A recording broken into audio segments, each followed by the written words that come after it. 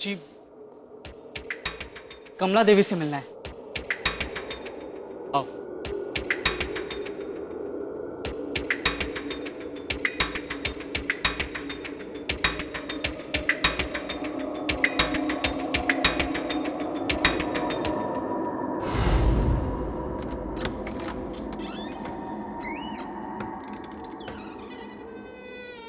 यहाँ बैठो, मैं बुला के लाता हूँ।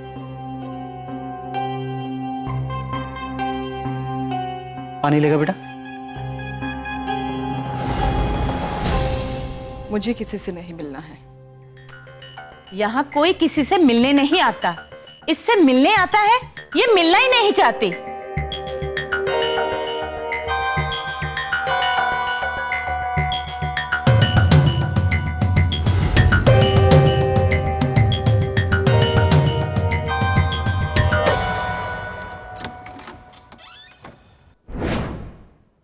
संजय, अपने आप को संभालो, ठीक है?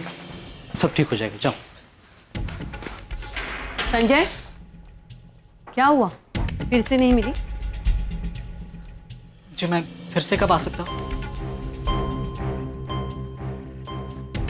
संडे को, 3 दिन बाद। कितनी विचित्र बात है ना। तकलीफ की घड़ी में हर इंसान किसी अपने से मिलकर अपने दुख बांटना चाहता है, लेकिन कमला किसी से भी मिलना नहीं चाहती थी। आखिर उसकी बेरुखी की वजह क्या थी? और कौन था संजय जो उससे लगातार मिलने की कोशिश कर रहा था? आखिर क्या रिश्ता था इन दोनों का? और कमला ने ऐसा कौन सा जुर्म किया था जिसकी सजा वो काट रही थी? इस मामले से जुड़े ये सारे सवाल अहम थे, लेकिन इससे भी बड़ा सवाल ये था कि आखिर और क्यों कमला संजय से मिलना नहीं चाहती थी। किसके लिए मन्नत मांग रही है तू? जो आता है उसे तो मिलती तक नहीं हो तुम। उसके सिवा है कौन मेरा? तो क्यों दुख दे रही है उसे?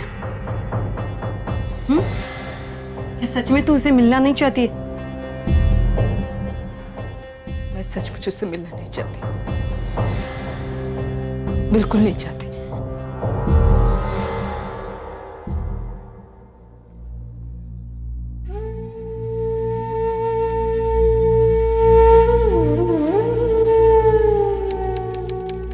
किशन जी, उसे और उसके बच्चे को बचा ले। मैं जानती हूँ कि इस वातावरण में एक नन्ही सी जान का जन्म शायद सही नहीं है, लेकिन इसमें उसका क्या कसूर है?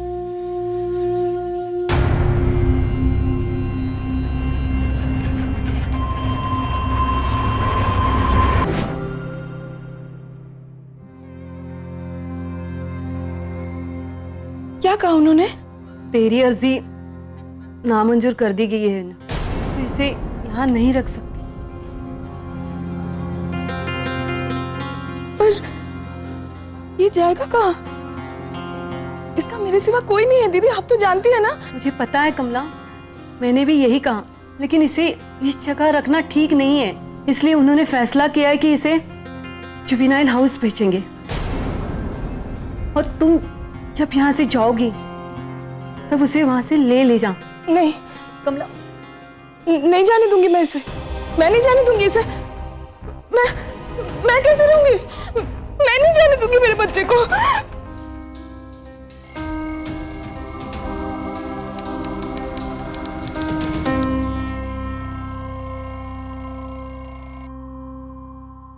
क्या हुआ संजय? तू रो क्यों रहा है यार? यार वो मुझसे मिलना क्यों नहीं चाहती? छोड़ना यार उसे। मिलना क्यों चाहता है तू उससे? है कौन वो तेरी माँ? पर तू तो वो जुवेनाइल हाउस में रहता था ना? मैं जेल में पैदा हुआ।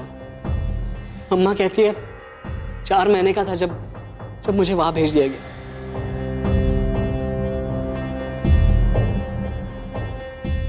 इतना सा था जब मुझे शांति अम्मा के पास भेज दिया गया।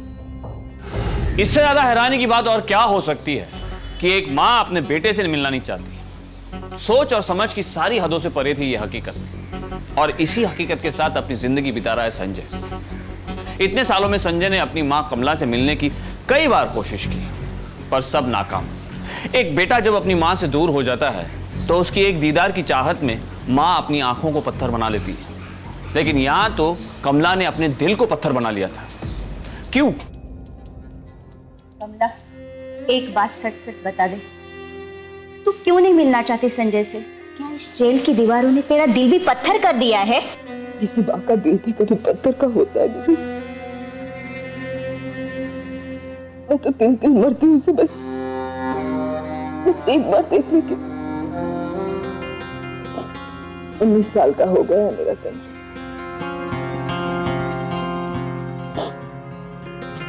उसकी जिंदगी तो अभी शुरू हुई है दीदी। और एक कातिल माँ का नाम उसके नाम के साथ जुड़ जाए, नहीं नहीं नहीं, उससे तो अच्छा लोग उसे यतीम और लावारिस समझे, बेहतर।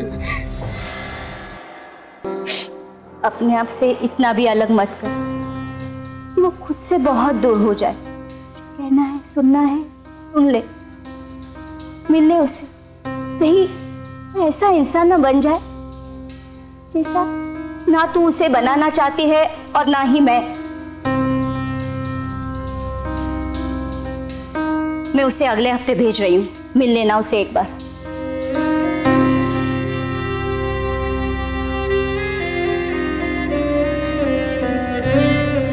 ले,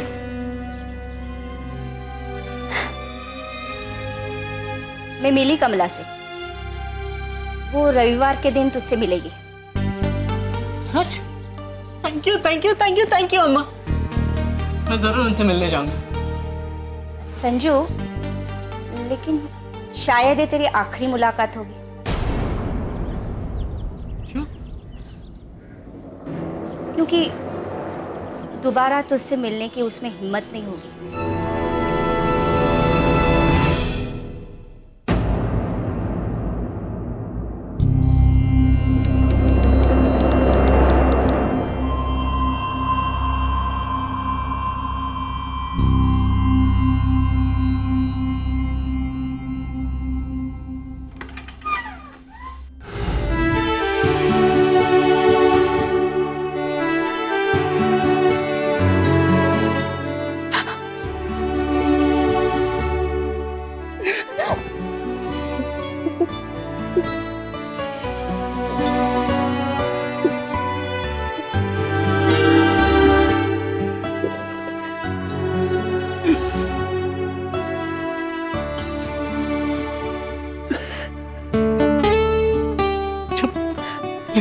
ना प्यार करती है तो फिर मुझसे दूर क्यों रहती है अम्मा?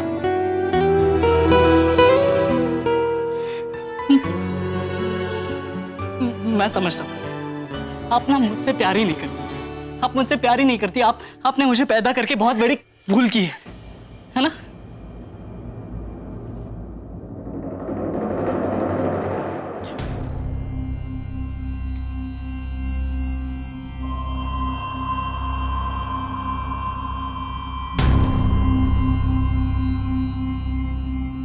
तुम्हें पता है मैं यहाँ किस लिए हूँ?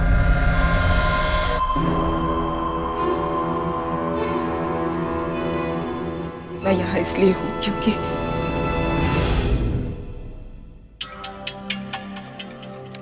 तू इतना इंतजार क्यों करती है उसका?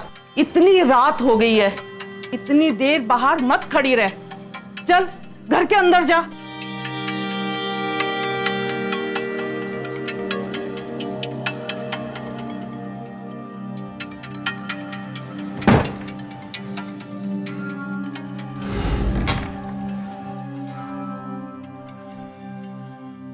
हितेश कहाँ है? तेरा पति मेरे घर जुए में सारे पैसे हार कर वहीं ढेर हो गया बेवड़ा। तुम यहाँ क्यों आए हो? मैं आपको वसूली के लिए आया हूँ। वसूली? कैसे वसूली? मेरे पास कोई पैसे वैसे नहीं है। अरे तुझसे कौन मांग रहा पैसे?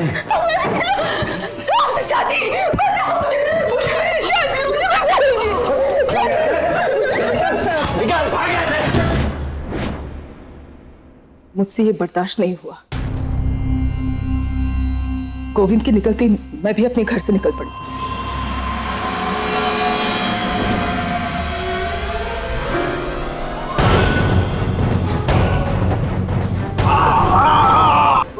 उस वक्त मुझे पता नहीं था कि मैं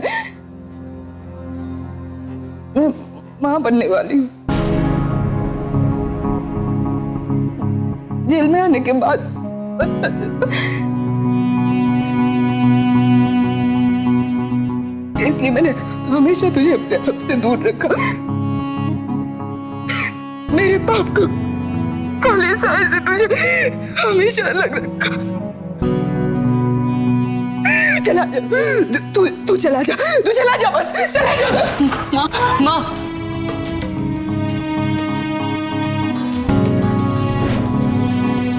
संजय, सुनो संजय, कमला झूठ बोल रही है।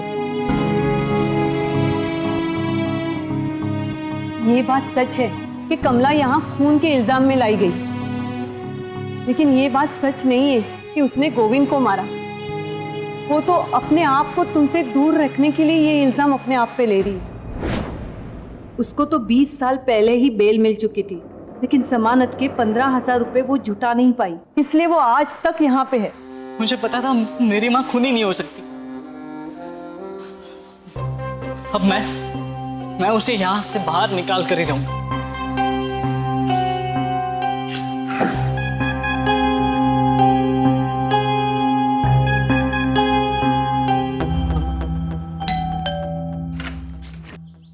जी मुझे एडवोकेट शर्मा जी से मिलना है।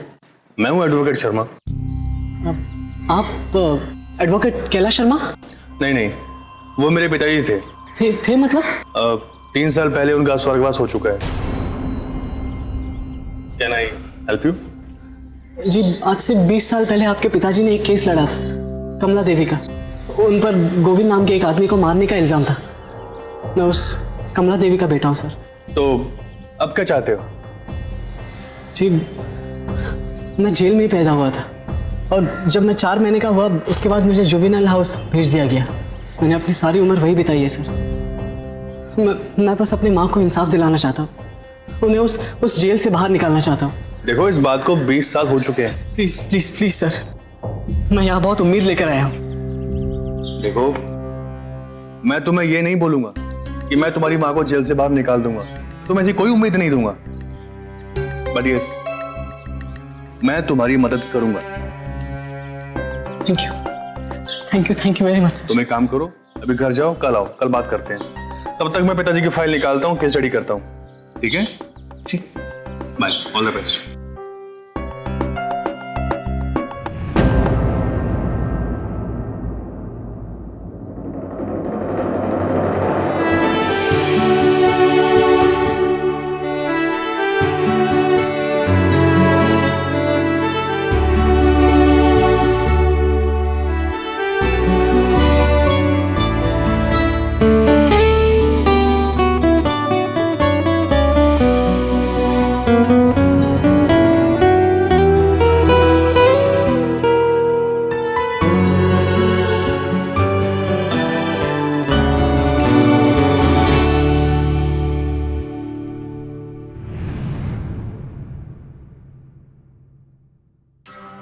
आज से 20 साल पहले कमला जी के ऊपर यह इल्जाम था कि उन्होंने गोविंद नाम के एक आदमी का कत्ल किया है, लेकिन कोर्ट में यह बात साबित हो नहीं पाई थी और कोर्ट ने 15,000 की जमानत पर उन्हें छोड़ दिया था।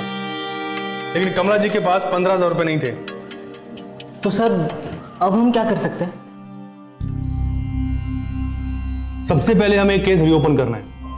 उसके लिए मुझे एफआईआर की कॉपी चाहिए, वो तुम्हें पुलिस स्टेशन से मिलेगी और ये कागजात मैंने रेडी करवा दिए।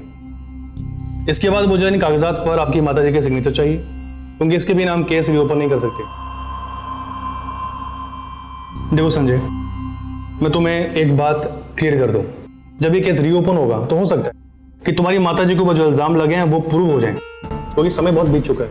और ये भी हो सकता है कि तुम्हारी माताजी के जो इल्जाम है वो हम दूसरे, लेकिन मैं तुम्हें साफ साफ बोलूंगा कि तुम कोई उम्मीद मत बांधो। उम्मीद? सर उम्मीद पर ही तो अब तक जिंदा, लेकिन आप चिंता ना करें, आप बस पूरी कोशिश करें कि मेरी माँ जेल से बाहर आ जाए। तो ठीक है, जाओ कमला जी के सिग्नेचर लेकर आओ, मैं केस की तैयारी करता हूँ। लेकिन सर मेरे पास आपकी फीस देने के लिए पैसे नहीं है। संजय तुम परेशान मत हो, तुम्हें मुझे कोई पैसे नहीं देने, ये केस मेरे पिताजी का आखिरी केस था और इस केस को मैं अंजाम तक जरूर पहुंचाऊंगा। Thank you sir. All the best.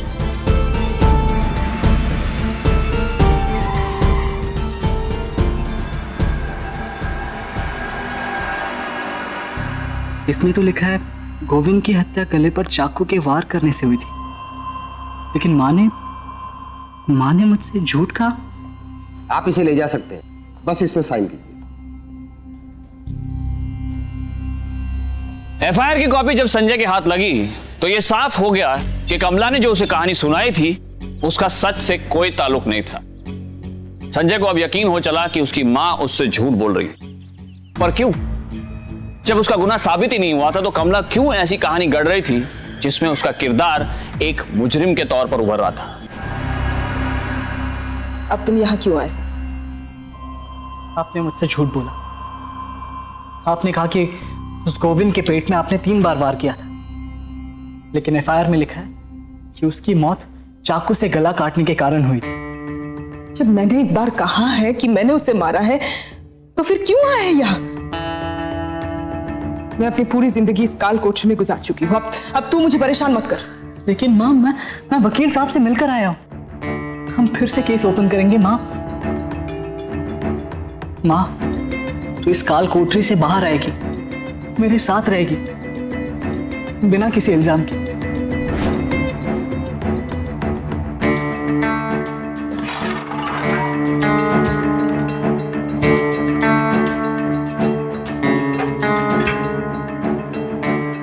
क्या चाहती है तू आखिर?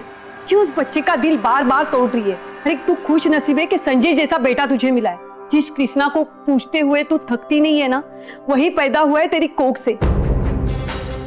संजय और कृष्णा की कहानी एक सी है। वो भी एक काल कोठरी में पैदा हुआ था, उसे भी किसी और माँ ने पाला था, और उसने भी आखिर में कंस को मार के अपने माँ को काल कोठरी से रिहा किया था। बच्चे ने तो अपनी सारी जिंदगी बिन माँ की निकाली है। कुछ तो रहम कर अपने बेटे पर। अगर तू अपने जैसे ही पल पल मरते से नहीं देखना चाहती तो उस पेपर पे साइन कर।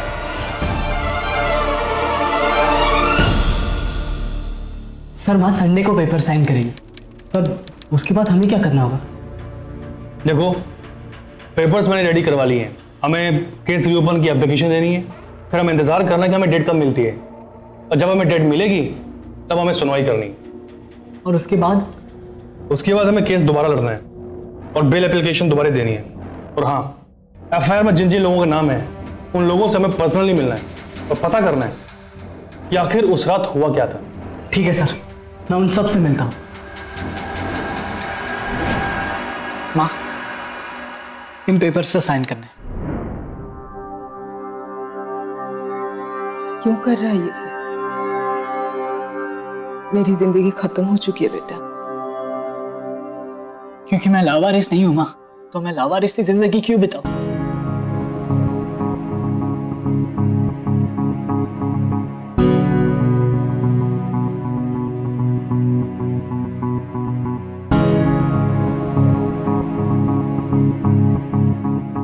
कमला ने केस रीओपन करवाने के पेपर्स पर साइन तो कर दिए थे, लेकिन उसके मन में अभी भी एक डर था। वो डर ये था कि कहीं 20 साल पहले जो हुआ था वो फिर से ना हो। उसे अपने उस बीते हुए अतीत में दोबारा जाने से डर लग रहा था, लेकिन संजय के आगे उसने हार मान ली। चाचा, ये आज से कुछ 20 साल पहले ये कमला नाम की औरत यहाँ रहती थी। बेटा, मैं इस बस्ती में नया हूँ, मेरी दुकान को सिर्फ 10 ही साल हुए हैं। वहाँ पीछे उस गली में एक किराने की बहुत पुरानी दुकान है, उनको शायद पता होगा।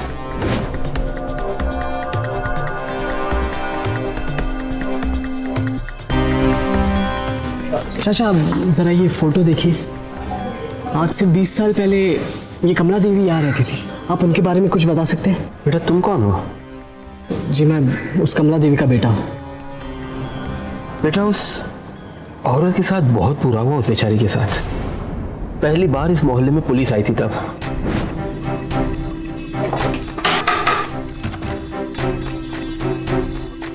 जी कहिए इंस्पेक्टर साहब। कमला देवी का घर यही है? जी हाँ, कमला यहीं रहती है। इंस्पेक्टर साहब, ये सब क्या है? उनके नाम पे अरेस्ट वारंट है। उन्होंने गोविंद नाम के आदमी का कत्ल किया है। नहीं, कत्ल और खून मैंने कुछ नहीं किया। हटाओ गाड़ी में। मैंने कुछ नहीं किया। सुनिए चाची, कमला सुनिए, भैया बोली ना इनसे। कमला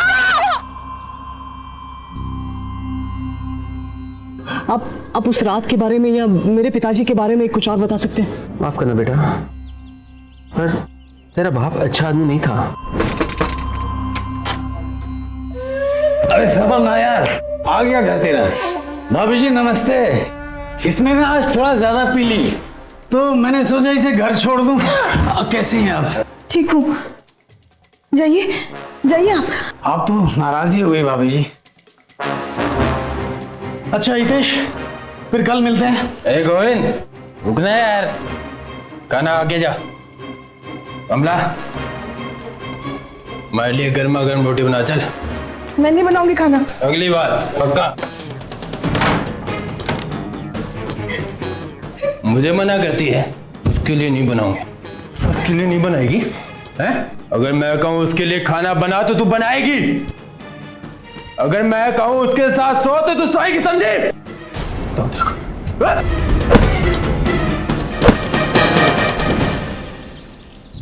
तो तेरी माँ की तो किस्मत ही फूटी थी, सारा दिन दूसरों की झूठन धोती थी। और तुम्हारी तनख्वाह आ गई इस बार? इससे क्या? क्योंकि छत सुधारनी है। इस बार अगर पैसे दोस्त से और दारू मिल रहा है ना तो मैं कह देती हूँ मैं घर छोड़ के चली जाऊंगी। 50 दफा कहा है मैंने, छत सुधारनी है, छत सुधारनी है। बारिश का मौसम आने वाला है। आपको तो जैसे कोई बात सुनाई नहीं देता है। अब सुनाई देता है मेरे को। ज्यादा दिमाग खराब मत कर। चल जा, कुछ खाने को दे। बेटा मुझे अच्छी तरह से याद है, क्योंकि हितेश और गोविंद के दोस्तों में मैं भी था।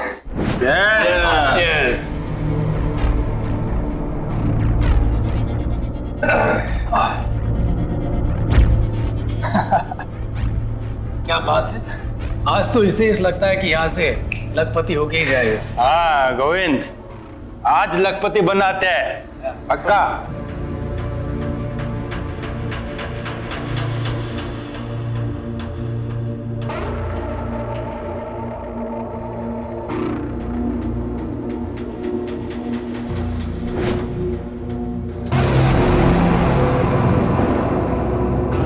अबे आज तो तेरी रात है।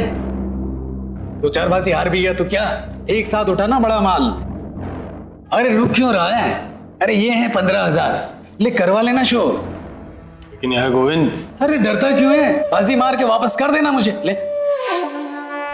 चल ठीक है, तू कहता तो मेरी तरफ से 15,000।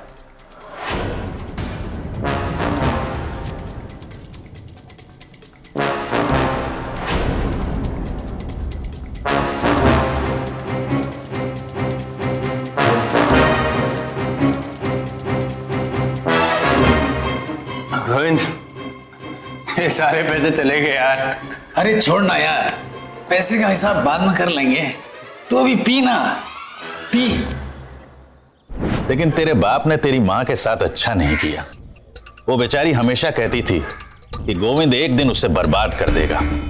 अरे वो तो उस बेचारी की जमानत तक देने नहीं गया। कहाँ गया बता सकते हो? शास्त्री नगर में रहता है, खोली नंबर 35 में। तुम हितेश हो? तू कौन है बे? तू मुझसे ये पूछ रहा है? मैं संजय हूँ, कमला देवी का बेटा, और बदकिस्मती से तुम्हारा भी। कौन कमला देवी? कौन? तुझे किसने कहा बाहर आने को? चल अंदर, चल।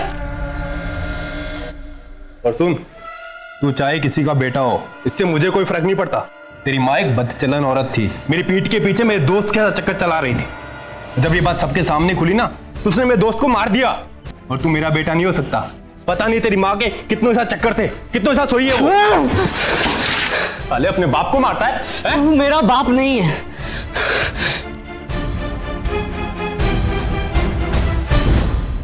संजय, हमें परसों की तारीख मिली है और उस दिन मुझे वो हर इंसान चाहिए जो उस रात मौजूद था, हितेश भी। लेकिन सर, हितेश उस रात वहां नहीं था। यही तो, क्यों नहीं था? हाँ, पर मुझे नहीं लगता वो आएगा। एक तो मैंने ऑलरेडी उस पर हाथ उठा दिया और तुम टेंशन मत लो, मैं कुछ पुलिस वाले भेज दूंगा, तो जाना ही पड़ेगा। लेकिन तुम गुस्से से कुछ हासिल नहीं होगा, ठीक है? कंट्रोल। कमला जी, आपको अतीत की उस राह पर दोबारा चलना है। इस राह के बारे में शायद आप भूल चुकी हैं। आज से 20 साल पहले मेरे पापा ने आपका केस फाइट किया था, लेकिन वो आपको इंसाफ नहीं दिलवा पाए थे। नहीं नहीं, उन्होंने कोई कसर नहीं छोड़ा था। पर क्या करे, भाग्य का लिखा है। कमला जी, भाग्य शायद वही खेल दोबारा खेल रहा है। इस केस को बहुत समय बीत चुका है और जो बात पिछली बार साबित नहीं हो पाई थी वो शायद इस बार साबित हो जाए कि गोविंद का कत्ल आपने ही किया था और उसकी सजा भुगत चुकी है। पता नहीं क्यों वकील साहब, पर एक उम्मीद सी जाग रही है और आज मेरा बेटा भी मेरे साथ है, इसलिए अभी आजाद महसूस कर रही हूं। ठीक है, लेकिन आप एक बात समझ लीजिए, अगर कोर्ट में कल आपकी जबान लड़खड़ाई तो बची कुची सारी जिंदगी आपको इसी जेल में बितानी पड़ेगी।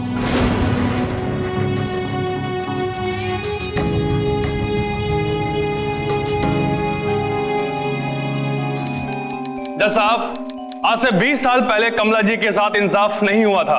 आज से 20 साल पहले कमला जी पर यह इल्जाम था कि उन्होंने गोविंद नाम के एक आदमी का कत्ल किया। जज साहब, आपकी परमिशन से मैं कुछ गवाह पेश करना चाहूंगा जो उस जगह मौजूद थे।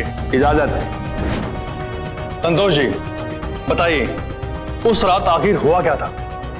जज साहब, उस रात हम सब अपने अपने घर के बाहर सोए हुए थे और अचानक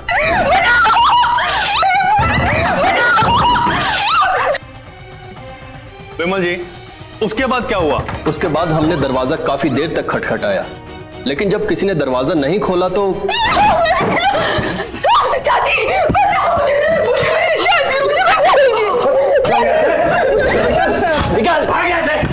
क्या आप में से किसी ने भी कमला देवी को घर से बाहर आते देखा?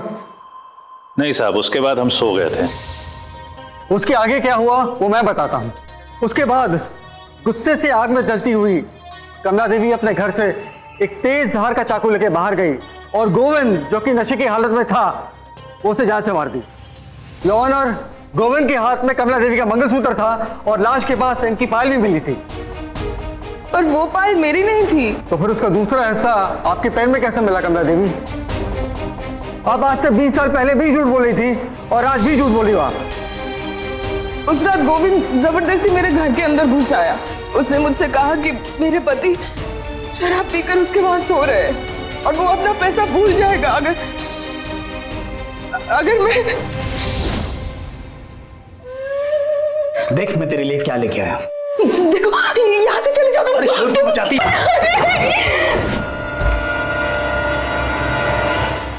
उसके बाद पड़ोस की सुनीता चाची मेरे घर रात भर रुकी थी। तो फिर कहाँ है सुनीता चाची?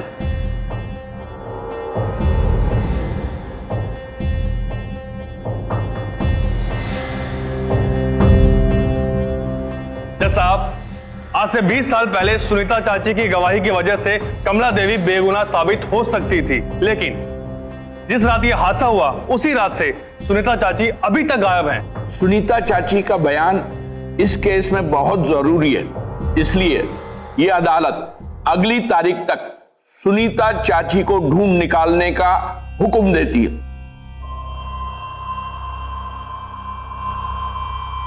माँ, तुम चिंता मत करो, मैं सुनीता चाची को ढूंढ निकालूंगा। हाँ, देखना है कि कमला जी को हम कैसे छुड़ा पाएं। देखिए, सुनीता चाची तो गांव छोड़कर चली गई है, लेकिन उनकी बेटी इसी गांव में रहती है, शायद उसे कुछ पता हो। जी, मैं सुनीता चाची की बेटी जमुना से मिलने आया। वो तुझसे नहीं मिलेगी, वो तुझे को दूसरा काम नहीं है क्या है? देखो, मैंने 20 साल अपनी माँ के बिना गुजारे। तुम भी एक माँ हो जमुना, बता दो तुम्हारी माँ का है, भगवान के लिए बता दो प्लीज। यह केस अब एक बेहद ही संवेदनशील मोड़ पर पहुंच चुका था। दलील और जिरह का सिलसिला दोनों ओर से जारी था। कमला 20 साल पुरानी उस दर्दनाक कहानी की परतें खोल रही थी जिसकी वजह से वो जेल में पहुंची थी। इसी दौरान सुनीता चाची इस केस में एक अहम गवाह बनकर उभरी। कमला की बेगुनाही अब सुनीता चाची के बयान पर टिकी थी, लेकिन बीते 20 साल में बहुत कुछ बदल चुका था। संजय के पिता हितेश ने उसी सुनीता चाची की बेटी से शादी कर ली थी और सुनीता चाची गायब थी। आखिर कहां थी वो और क्यों उन्होंने एक ऐसे शख्स से अपनी बेटी को ब्याहा जिसकी सारी गलत हरकतों से वो वाकिफ थी। उधर अदालत के भीतर कमला 2 दशक पुरानी कहानी से पर्दा उठा रही थी और इधर अदालत के बाहर हैरान कर देने वाली हकीकतों से पर्दा उठ रहा था।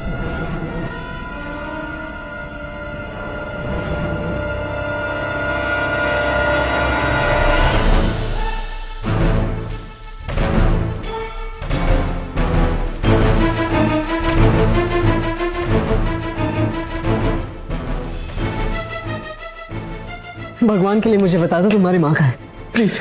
मेरी माँ ने 20 साल जेल में गुजारे, प्लीज। मैं तुम्हारे हाथ छोड़ता हूँ, पैर पड़ता हूँ, प्लीज मुझे बता दो तुम्हारी माँ का है, प्लीज प्लीज बता दो, प्लीज।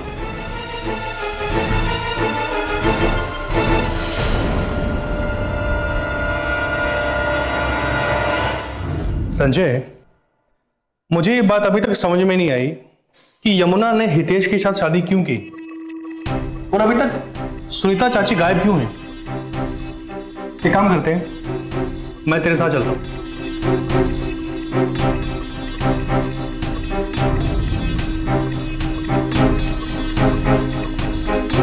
नमस्कार, सुनीता चाची आप हैं? जी हाँ, आप कौन? मैं संजय हूं, कमला का बेटा। कमला याद है? कौन कमला ममला? जाओ तुम यहाँ से। आप अच्छी तरह से जानती है मेरी माँ को। 20 साल पहले आप ही ने उनकी जान बचाई थी और अब आप कह रही हैं कि आप उन्हें नहीं पहचानती। मैं किसी कमला ममला को नहीं जानती। जाओ तुम यहाँ से, जाओ। रुकिए, देखिए झूठ मत बोलिए। कमला जी को जेल में भिजवाने के बाद आपने अपनी बेटी की शादी हितेश के साथ करवाई ना, तो फिर आप झूठ क्यों बोल रही हैं कि आप कमला को नहीं जानती?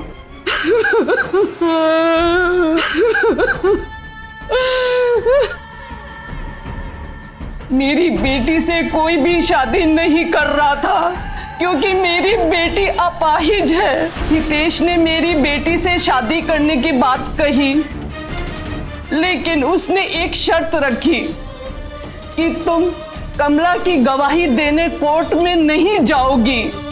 अपनी बेटी की खातिर मैं नहीं गई। तो अब तो चलेंगी?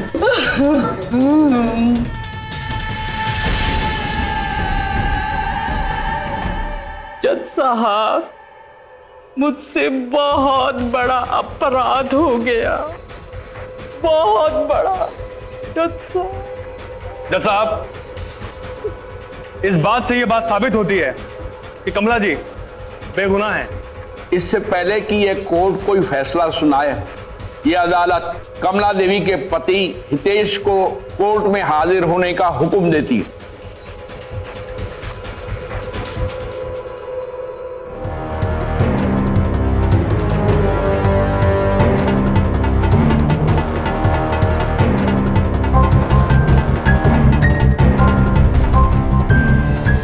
तो हितेश, इस कोर्ट को यह बताओ कि आखिर उस रात हुआ क्या था? उस रात मैं फिर से जुए में हार गया। शराब भी मैंने ज्यादा पी ली थी। गोविंद ने मुझसे कहा कि वो पैसों को भूल जाएगा अगर मैं एक रात के लिए कमला को उसे सौंप दूं। मैं नशे में था, मुझे होश नहीं था। अनजाने में मैंने हाँ कह दी। उस रात मैं गोविंद के घर पे सो गया। गोविंद मेरे घर चला गया। रात को जब मुझे होश आया तो मैं उठकर गुस्से में अपने घर की तरफ चला। रास्ते में अबे मेरे अभी के अभी मुझे मेरे पैसे वापस दे। जज साहब, बारिश ही वजह थी जिसकी वजह से गोविंद की बॉडी पर कोई भी फिंगरप्रिंट्स नहीं मिला। मिले तो मंगलसूत्र और पायल। यह अदालत हितेश को गोविंद के कत्ल के जुर्म में आजीवन कारावास की सजा सुनाती है और कमला देवी से माफी मांगती है और उन्हें बाइज्जत बरी करती है।